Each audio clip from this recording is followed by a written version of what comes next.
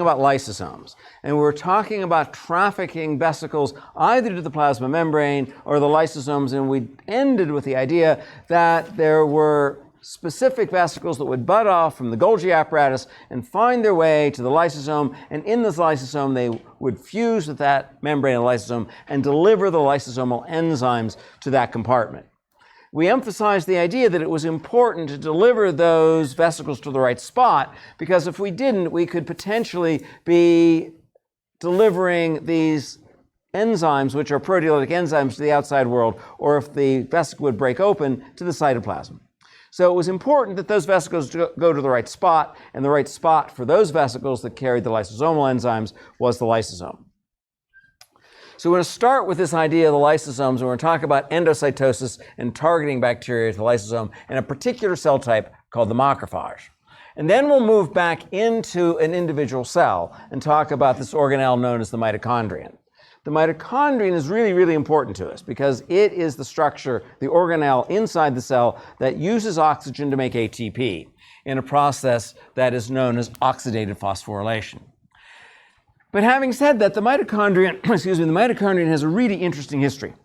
It has a history both biologically and scientifically. It appears that the structure and function of the mitochondria is pretty much the same as what we see in bacteria. So what we think happened some 2 billion or more years ago is there was a capture event. Some early eukaryotic cell managed to capture a bacterium that had figured out a way to use the oxygen in the atmosphere to make ATP. And we think that capture event then allowed that cell with the newly acquired bacterium to have real selective advantages. We think all life on the planet at this point is related to that one capture event because all mitochondria are similar to one another. All plants, all animals contain mitochondria. So we think there was a capture event, and that capture event was so advantageous for that cell type because it could now use oxygen from the atmosphere, use that oxygen to make ATP, and run many, many more chemical reactions. So I'll give you a little history about how that was sorted out, and then there's another peculiarity I want to tell you a little bit about of the mitochondrial DNA. Because the mitochondrial DNA is different than the nuclear DNA, we can use this mitochondrial DNA to follow the lineage of the matrilineal line, because it's always inherited from mother to daughter, mother to son. All of your DNA in the mitochondria came from your mother. Now, your genomic DNA came half from your mother, half from your father, but all of the mitochondrial DNA came from your mother. We'll talk a little bit about that. And then we'll talk about the cytoskeleton. Now, up to this point, we have emphasized the importance of membrane-bound organelles. And at this point now, we're going to think not about membrane-bound organelles, but the proteins that self-assemble into something known as the cytoskeleton. There are a handful of protein types we're going to emphasize here. The protein type that I want to talk about that forms microtubules is something called tubulin. But in all cases, these are gigantic proteins. They're polymers of proteins. The microtubules are polymers of tubulin. The filamentous actin is a polymer of globular actin. The intermediate filament proteins are also polymers of intermediate filament monomer. So all of these molecules come together, they self-assemble into these great long strings. Now for actin and for tubulin, the polymers that they generate can provide a substrate. They're going to provide a kind of roadway along which we are going to run motors.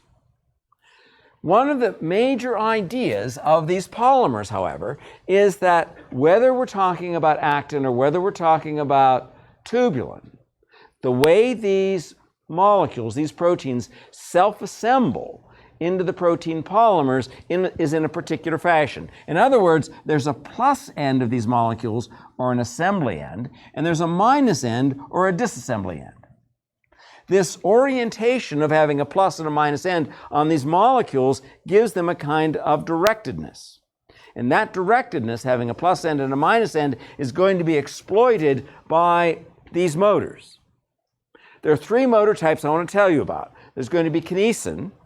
Kinesin is an ATPase, and one of the major ideas we'll emphasize in this is that kinesin is an ATPase that converts chemical energy to mechanical movement. It's a very clever system. And this kinesin now will always move from the negative end of a microtubule toward the positive end.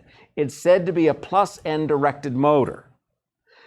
Its compatriot, its counterpart, is dynein. And dynein also is an ATPase. It converts ATP into ADP and PI, and in a result generates mechanical movement. But this dynein is a negative end-directed motor, so it moves in the opposite direction along the microtubule. Now, what makes that important is that both the kinesin and the dynein can attach themselves to vesicles. So now we have a means of moving the vesicles from place to place inside the cell. We've talked a lot about generating the vesicles. We've moved them from compartment to compartment. But we haven't said very much about how we move them. That movement is largely going to occur on microtubules by these two major kinds of motors. And then finally, actin also, because it's a polymer and has an endedness to it, has a plus end and a minus end, this actin now can use myosin as a motor. And in cells, this is a very similar molecule to what we'll run into again in muscles. But in all cells, there are myosin molecules and actin molecules. And the myosin is a motor along which myosin is a motor that moves along actin. And it too, the myosin too, can attach to vesicles and move the vesicular membrane and the components, the cargo in the membrane along the actin filament. And we'll talk in some detail about that. But where we ended last time is we had a garden variety cell. So this is intended to be a generic cell. In the middle, there's the nucleus. Last time, we emphasized the relationship of the nuclear membrane with the endoplasmic reticulum membrane. And we said that one of the characteristics of the ER membrane is that in many cases it contained ribosomes. But there are also ribosomes that were free ribosomes.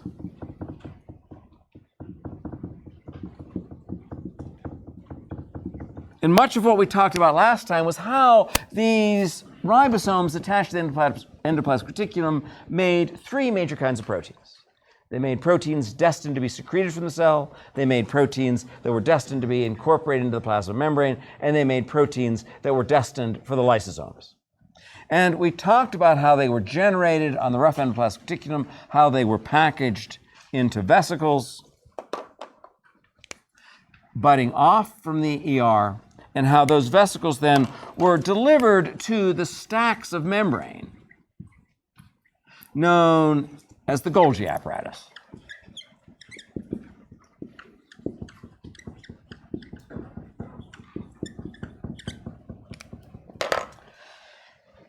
And where we left off was the idea that from some of these Golgi membranes we would bud off a vesicle. And these vesicles then were targeted to the plasma membrane, where through the process of exocytosis, transmembrane proteins could be incorporated into the plasma membrane, and secreted proteins could be allowed to leave the cell. But we said that there was the third kind of protein generated in this fashion, and we would bud off vesicles from the Golgi, and these vesicles would contain lysosomal enzymes. That the lysosomal enzymes in these vesicles, if things were working properly, were then targeted to a particular membrane-bound compartment called the lysosome.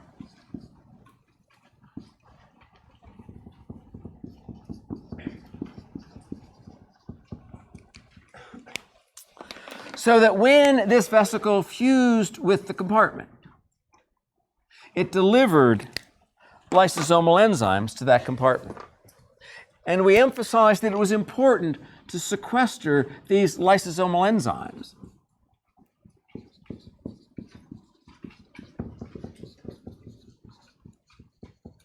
It was important to sequester those lysosomal enzymes to this membrane-bound compartment. We didn't want them either to be released to the extracellular space, nor did we want them to be released into the cytoplasm. So we kept them in this membrane-bound compartment. Well, that's the story of the lysosome and the lysosomal enzymes. So let's now think a little bit about where this might be useful and how we might make them work for us. So over here, I'm going to talk about a cell type. This cell type is called a macrophage.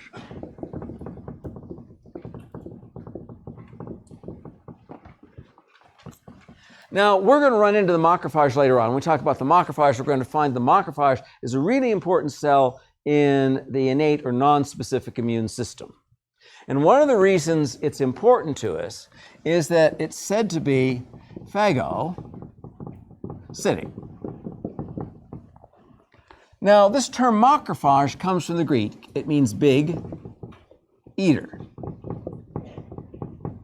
And phagocytosis is also related to this word. It means to eat. Well, this eating occurs through a process known as endocytosis. So, in our simplified worldview here, I'm going to take this cell, and it's going to look a lot like the generic cell next door. But this is meant to be a macrophage. This is a particular cell type in the immune system. Now, this cell type has transmembrane proteins.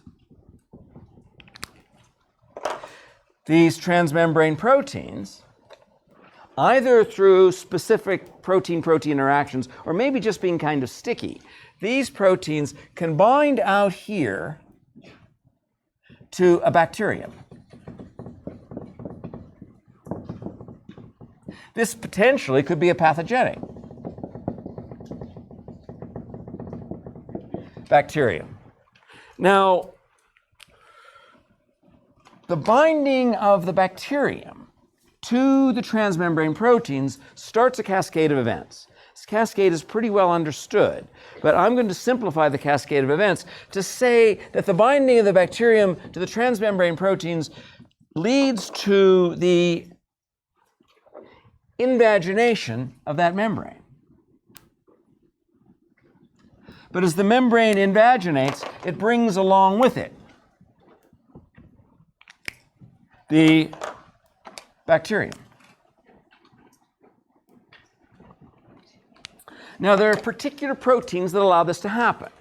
There are particular proteins that self-assemble on the surface of the cytoplasmic surface, the membrane.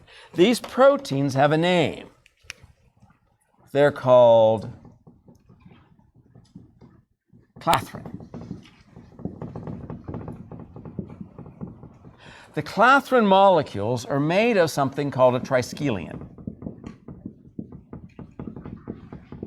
And the triskelion has this particular shape to it.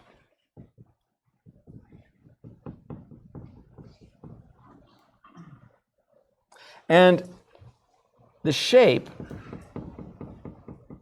is such that it will self-assemble one with another, and when they self-assemble, they form alternating hexagons and pentagons.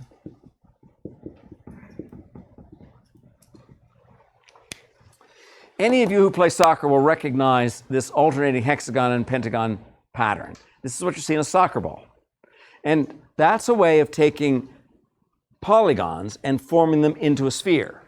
And so that's what these structures are doing. They're basically forming on the cytoplasmic surface of the plasma membrane. And as they self-assemble into these overlapping regions of the triskelion, they now will form a region of alternating hexagons and pentagons, forming a kind of coat. well, let me do this first, forming a kind of coat around the invaginating membrane. So the membrane's invaginating.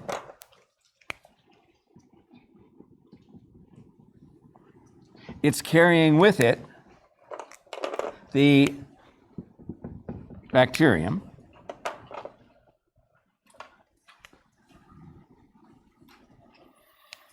And then there's a molecule down here I'll show in blue.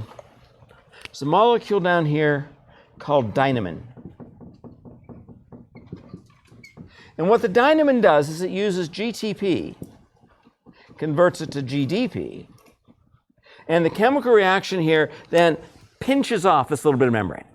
So initially you have this bubble that's forming inside the cell, and it will get bigger and bigger and bigger until the dynamin comes along here and pinches it off. And when that pinching off phase occurs, you now have an individual vesicle.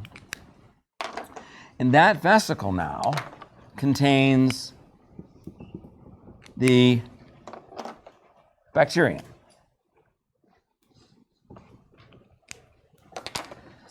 This vesicle with the bacterium inside it, it's encased within that phospholipid bilayer. This vesicle now is targeted, it's taken to and delivered to this structure up here, which is the lysosome.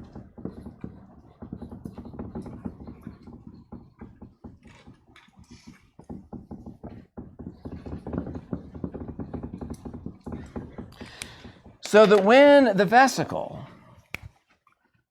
carrying the bacterium fuses with the plasma membrane of the lysosome, this bacterium now is delivered to this witch's brew of proteolytic enzymes that are sequestered within the lysosome. So now you have a series of enzymes that can now begin destroying that bacterium. So this macrophage now, by trafficking the bacterium to the lysosome, is killing the bacterium. This is one of the common things these macrophages do. Now, because there was a question on this earlier, what will happen to this bacterium? Is this going to be converted into protein fragments? And these protein fragments will again be packaged into a vesicle.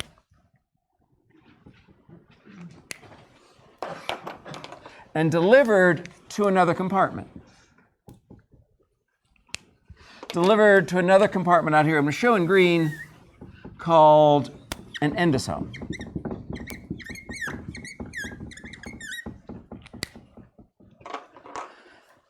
So the protein, when the vesicle fuses with the endosome,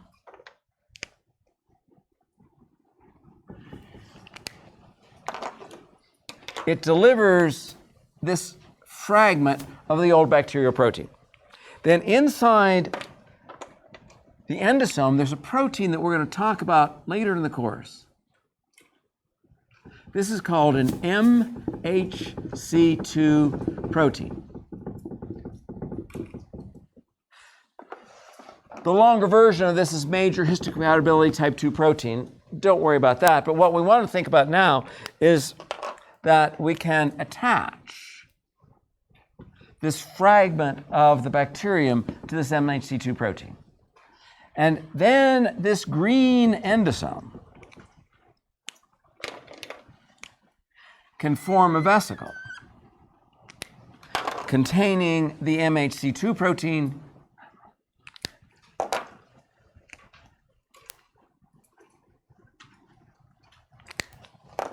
and the fragment of the bacterial protein. And when this fuses with the plasma membrane, this goes out here and fuses with the plasma membrane in green, now out on the surface of this macrophage, we have the MHC2,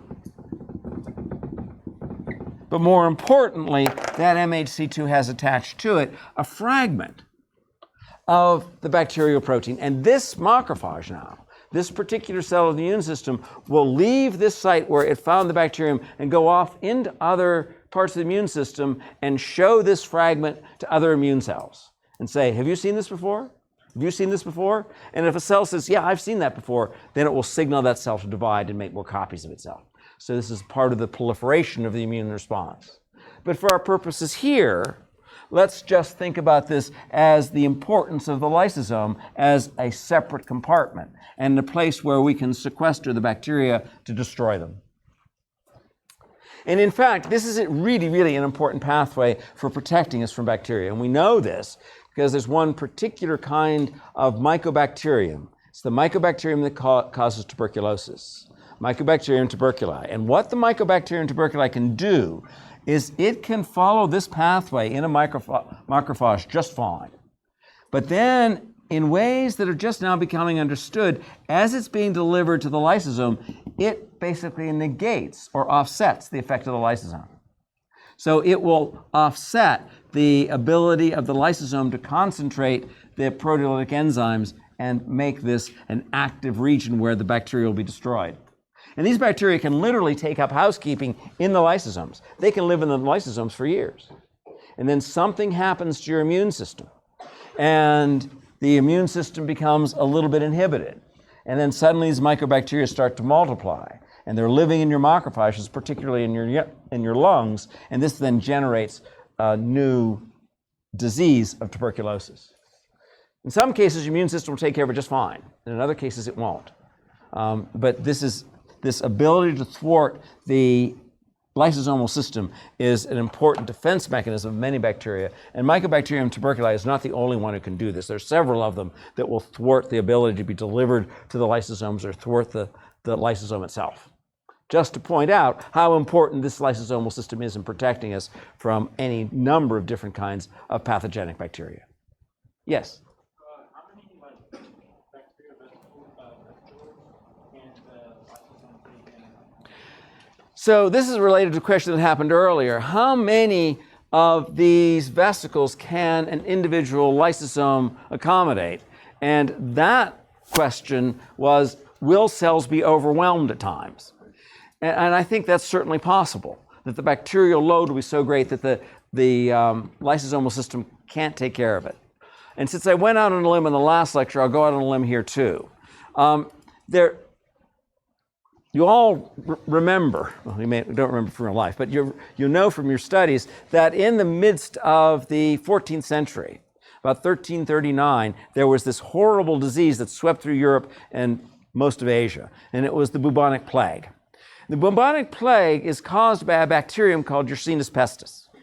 And the bubonic plague got its name, also the Black Plague, because the bacteria, they didn't know this at the time, they just knew that something happened to individuals and they would get lymph nodes. They didn't even know they were lymph nodes. They just got these swellings that they called buboes. And those buboes would turn black. And that was the Black Plague.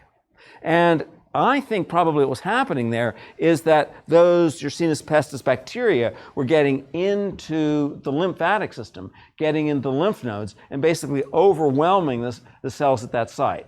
So then they would basically cause inflammation, and they would swell from the inflammation and overwhelm the macrophages and other immune cells in the lymph nodes, and that's why they would swell, and then because of lack of blood supply would turn black. So that trying to answer your question of, yes, you can overwhelm these systems. Yes? Are you saying that they become necrotic after being overwhelmed with bacteria? I think they became necrotic after being overwhelmed by bacteria. That's my understanding. Yes?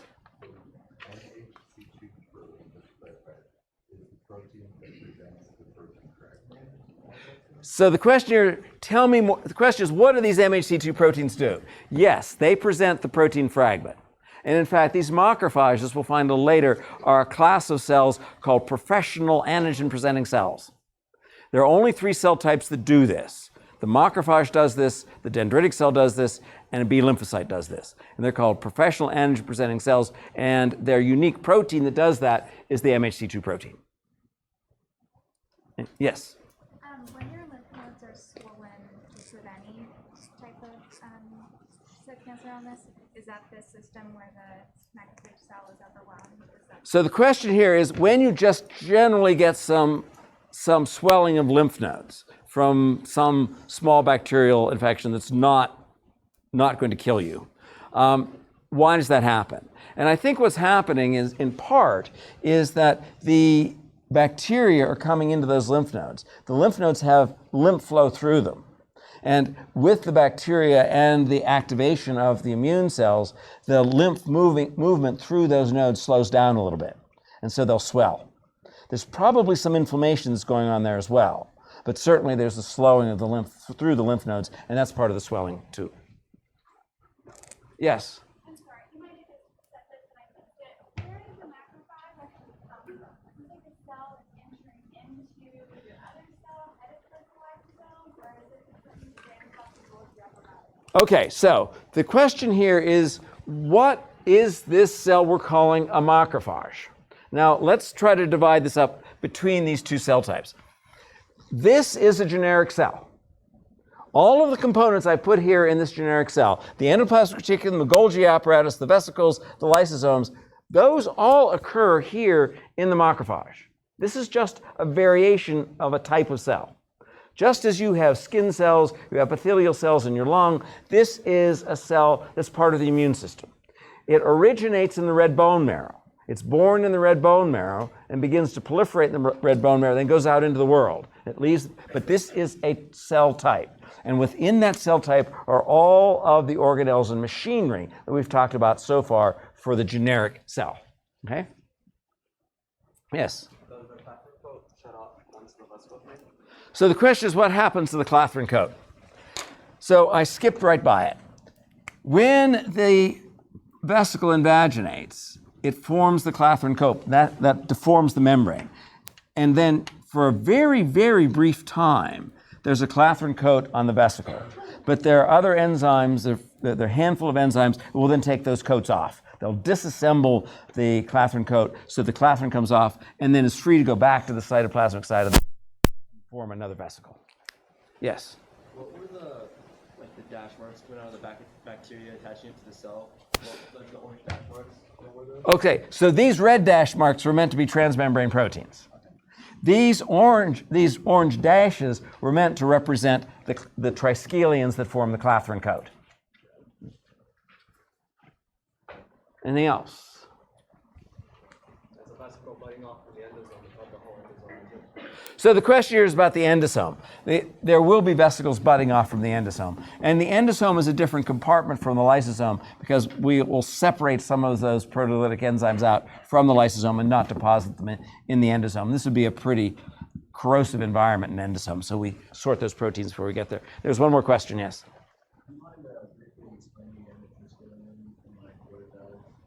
So I'll try to describe a Triskelion. A Triskelion has 3 legs. That's its name. It has a central point. There are some light proteins in here. Comes out it's like this. I think there's one more. But it has these 3 legs. Oh, let me take out the bottom. So there are these 3-legged structures, and they have kinks in them. You can think of this as sort of being a knee, and this as being an ankle. And then when they self-assemble in such a way, there'll be another one here. And I'm gonna bollix this. And we'll start getting these Triskelion legs overlapping one with another, so that this Triskelion will overlap with one over here. And the shape of these 3-pointed legs, these 3-membered legs, is such that they'll form a hexagon and form pentagons. And then when you end up with these structures that are alternating pentagons and hexagons. I think it's something like this. And if you've ever looked at a soccer ball, you'll recognize this pattern of pentagons and hexagons. And it's that pattern which you see of the overlapping Triskelions that forms the Clathrin coat, the Clathrin structure. Does that answer your question? Okay. If you look this up on Google, you'll find spectacular images showing these things self-assemble, which I can't possibly do justice to. And they're beautiful images of how these proteins come together and form the clathrin coat. So no more questions. Let's move on to the next organelle. And I'll start here with another cell type and emphasize the final membrane-bound structure that we're going to discuss here. And we can label this panel as the structure and function of the mitochondrion.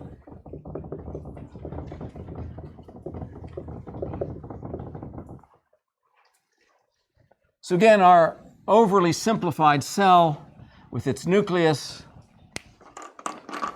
some endoplasmic reticulum, some Golgi apparatus,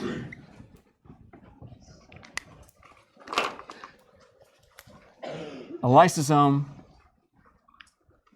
and now the structure I'm going to put in orange. And this structure in orange has an outer membrane, and it also has an inner membrane. And this structure is known as the mitochondrion.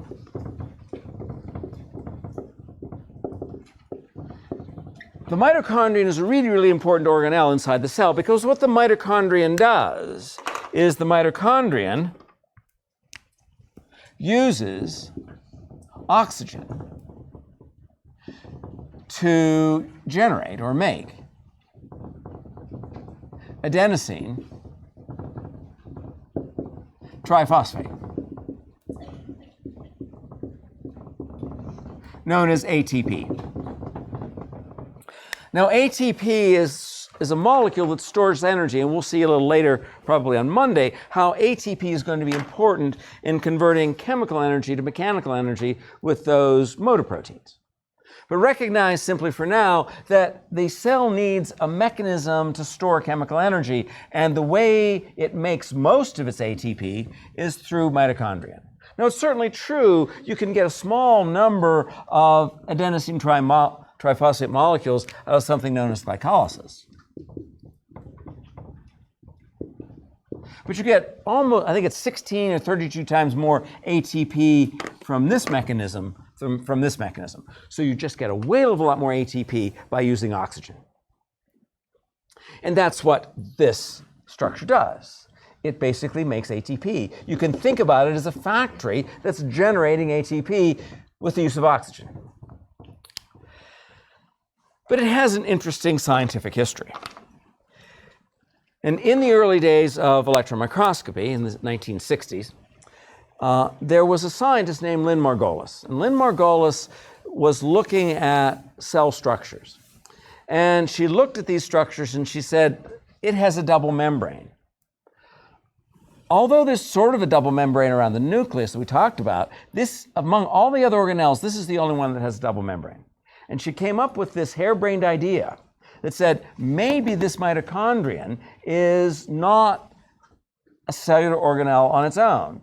Maybe it's in fact a kind of bacterium, because bacteria have double membranes. What's more is she knew that mitochondria inside cells replicated by dividing. So she said, I have this hypothesis. The hypothesis is the mitochondrion is related to a kind of bacterium. It's a lovely hypothesis, but it doesn't do you much good unless you can test it. So she thought about it for quite some time, and she said, I think I know how I can test whether or not the mitochondrion is intrinsic to the cell or something else. So she grew up cells in culture, millions and millions of cells in culture. She grew them on dishes and plates. She then scraped those dishes clean of the cells, ruptured the plasma membranes of the cells, spun them down, and isolated, effectively purified the mitochondria. After she had purified mitochondria, she asked a simple question. She said, what kind of DNA exists in mitochondria? Is the kind of DNA in mitochondria the same as what we have in the nucleus? Or is it more akin to bacterial DNA? And when she did those experiments, she found that mitochondrial, I'm going to abbreviate MT, DNA, is circular. You remember that's a hallmark of a prokaryotic creature, circular DNA. What's more, she found that the RNA, particularly the ribosomes, were bacteria-like.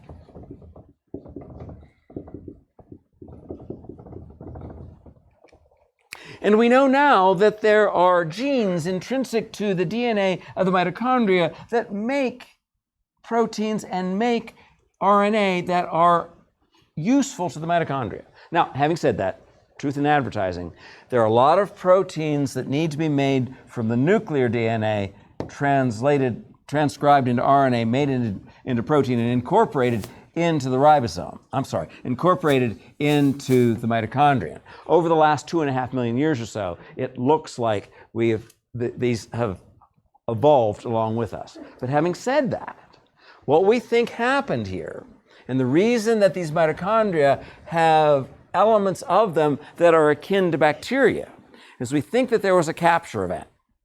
We think that probably 2 billion years ago or so, there was this bacterium that had figured out a way to use oxygen. Now, as a sidebar to this, about 500 million years or so after the planet formed, there were prokaryotic organisms that evolved, and those prokaryotic organisms had this peculiar ability to capture a photon of sunlight. And from that photon of sunlight, they could then generate, through a sequence of events, carbohydrate.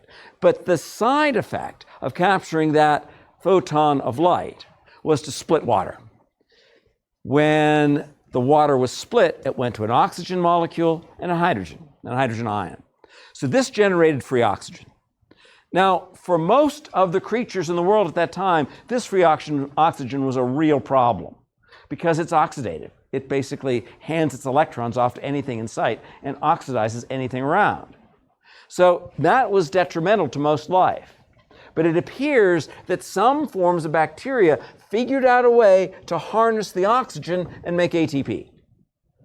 And what we think happened some 2 billion years ago is that there was probably a predatory primitive eukaryotic cell, much like this macrophage, that went out and bound its surface proteins to one of these bacteria, started the process of bringing it inside the cell.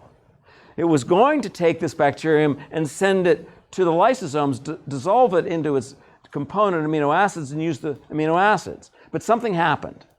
And that bacterium that had the capacity to use oxygen escaped from the vesicle and got into the cytoplasm. Now that cell had a source of ATP that was independent of glycolysis. It could use the ATP generated by the mitochondrion. That gave that cell a tremendous selective advantage. We think all life on the planet is related to that single cellular event because all plants and all animals have mitochondria, and they have a similar arrangement of their DNA. Now, having said that, over the last 2 billion years, these mitochondria have undergone evolution along with our own cells. And so there have been changes in the mitochondrial DNA over time. And over time, more and more of the components of the mitochondrion are dependent upon the nuclear DNA. But nonetheless, it appears that this was something known as an endo-symbiotic capture. Those of you who have taken some botany will recognize this idea because it appears that chloroplasts were also a form of cyanobacterium that also were captured by plant cells so that those eukaryotic plant cells could now use light and photosynthesize. So it looks like there have been several capture events in our deep, dark history. But this is one of the early ones because all plants and all animals have this. There's another interesting caveat to this structure, though, and that has to do with the way the mitochondria are inherited. And the story here is that if this is an egg or an ovum, and it contains in its nucleus, it contains 23 chromosomes. These are the 23 chromosomes, of course, from the female. But over here in red is the sperm. It too contains 23 chromosomes from the father. Now, typically what happens is, and you'll learn all about this in the last couple weeks of the course of reproduction, there's a fusion event here, and the chromosomes from the sperm are delivered to the egg. Now, it's true that there is a mitochondrion here, and that the mitochondrion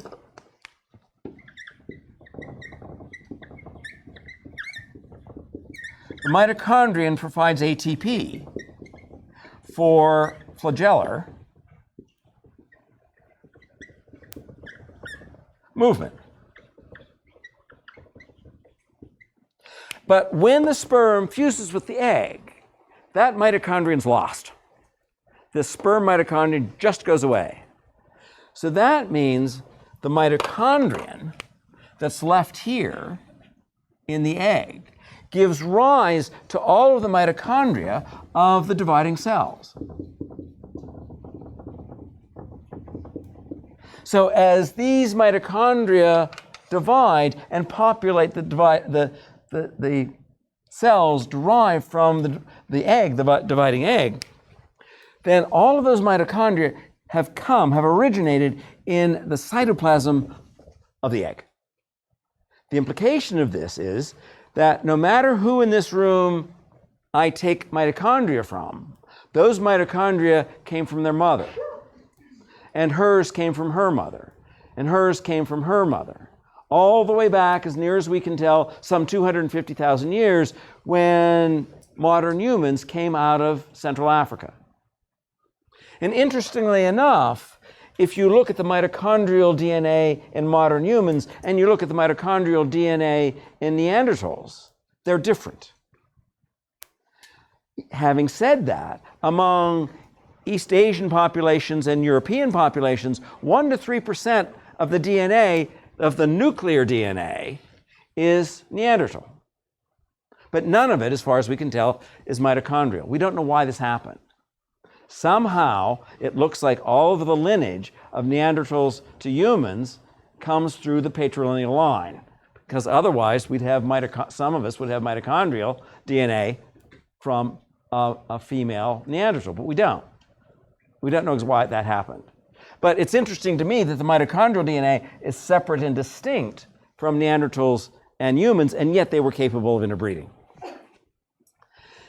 The other piece this tells us is that we can get some indication of how long ago the first modern human existed by looking at the rates of mutation in the mitochondrial DNA. The DNA tend to mutate at a regular pace over time. And so we can look at mitochondria from two individuals, and we can say these two individuals are related to one line or another, going back through the matrilineal line all the way back to Africa. And if we look at the mitochondrial DNA among people who still live in Central Africa, we have the greatest variability in that DNA sequence, because they've just been there that much longer to pick up more mutations. And as you look at populations who've moved out of Africa and then have lived within a circumscribed area for a period of time, you find less and less variation because those people are more related to each other more recently. And all of this comes from the idea that we can sequence the mitochondrial DNA, and it's a simple genome. And because it's a simple genome, we can trace human evolution largely through the changes in the mitochondria and say pretty definitively that human modern human hominids are different from the other hominids because this DNA structure is different in us than it was in, say, Neanderthals. Any questions up to that? Yes?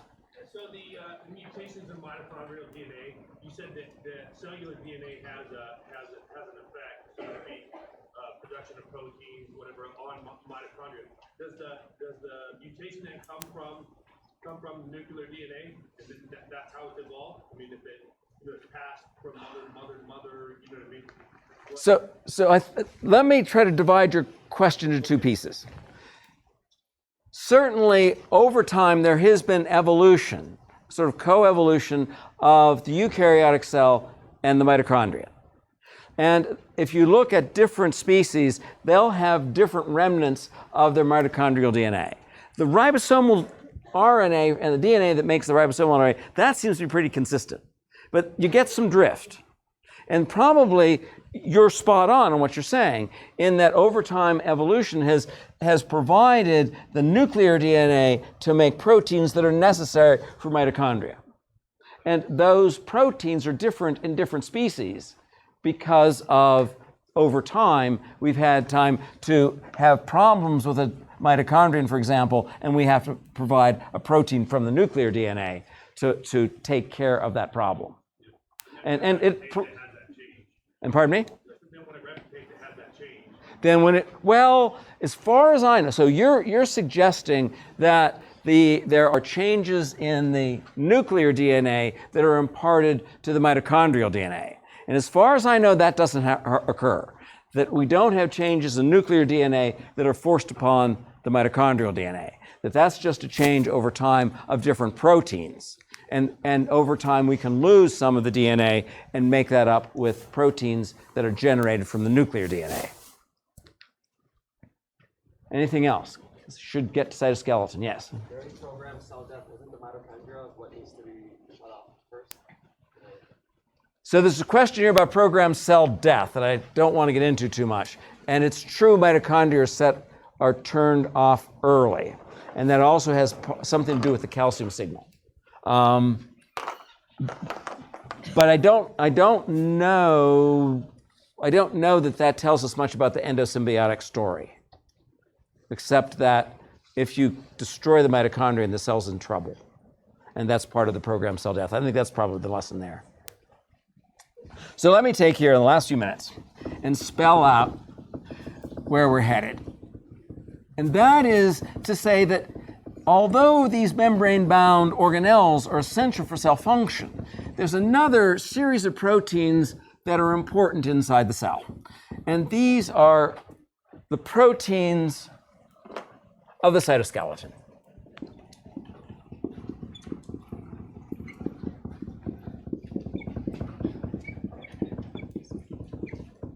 These proteins are first tubulin.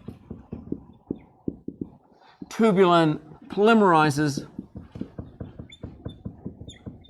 You can read self-assembles.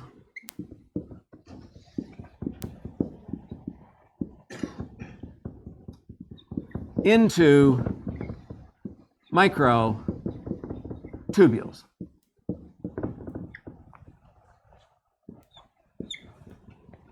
Globular actin, sometimes referred to as G-actin,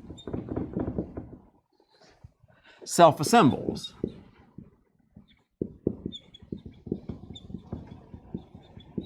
You can read polymerizes.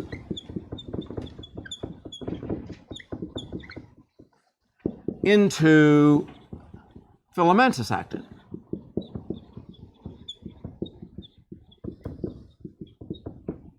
And finally, the third character here is intermediate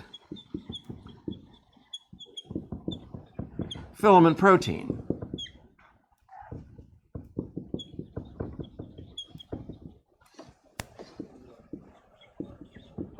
Polymerizes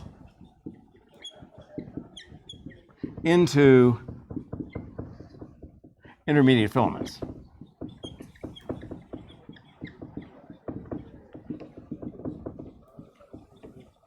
There's an important point I want to make here before you all leave. And that is whether we're talking about actin or tubulin, that microtubules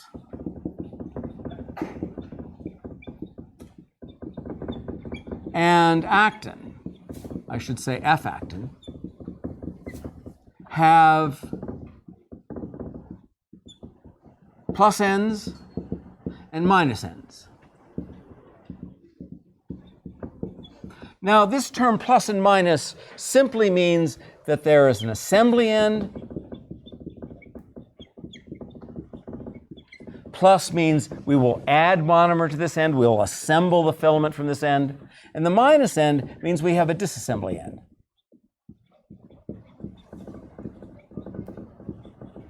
So that the monomer will come off of the filament at that end. We'll pick this up on Monday and put these filaments together and describe how they are then substrates for movement inside the cell.